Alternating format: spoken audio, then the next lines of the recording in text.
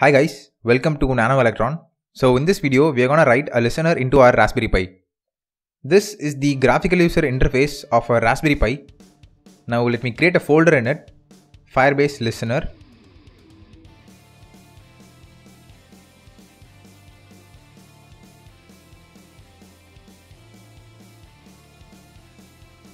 Let's start a terminal inside this folder and let's initialize a node app by doing npm init.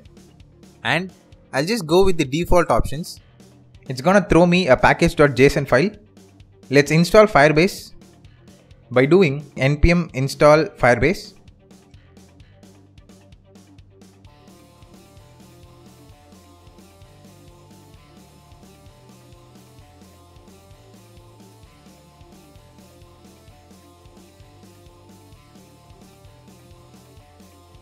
And let's create a file index.js to write our code. Now I'll try to edit this code using the terminal editor Nano.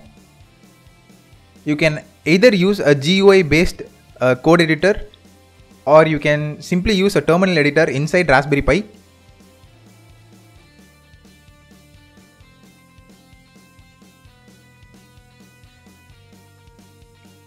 Or from the device where we did SSH. I'll go with the Raspberry Pi's terminal editor way. We'll first start by importing Firebase.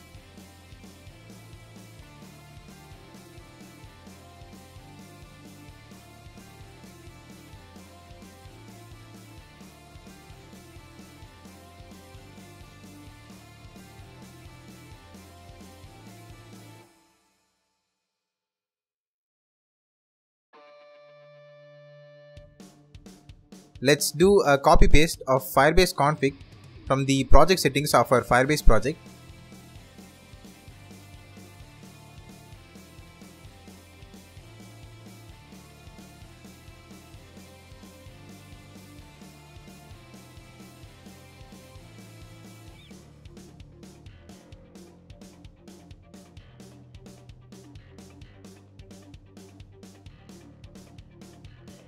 Now I'll just initialize the app with this Firebase config.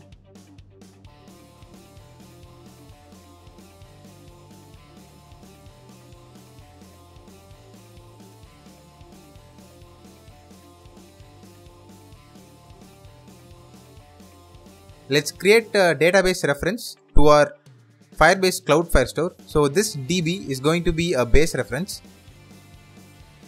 Now using this base reference, let's connect it to a collection called as network connection and to a document which is present inside it having an auto-generated document ID.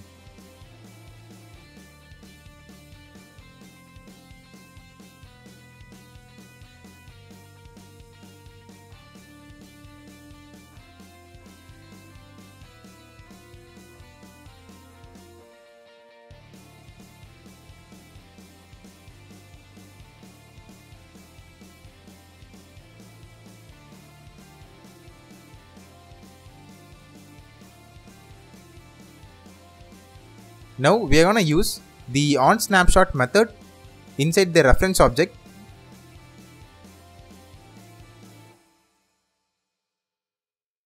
Let's pass a callback function as its parameter.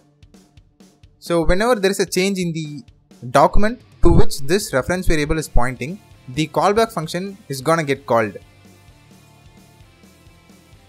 Let's do a simple console.log inside that callback.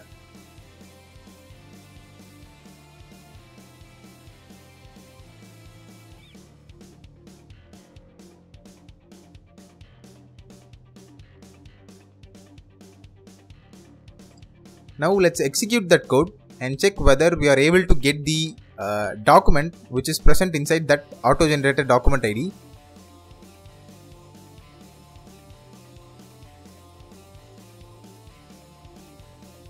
This is just a spelling mistake.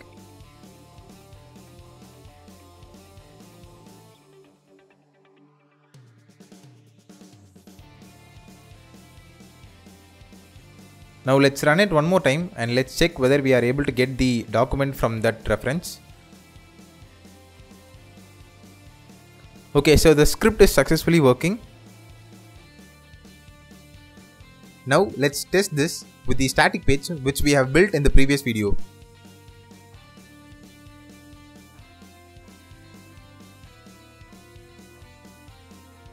You can see that whenever I make changes to Cloudflare Source database using this static page, our listener inside the Raspberry Pi is getting called. By this, we have successfully established a connection, or we are able to successfully transfer data from this static page into our Raspberry Pi.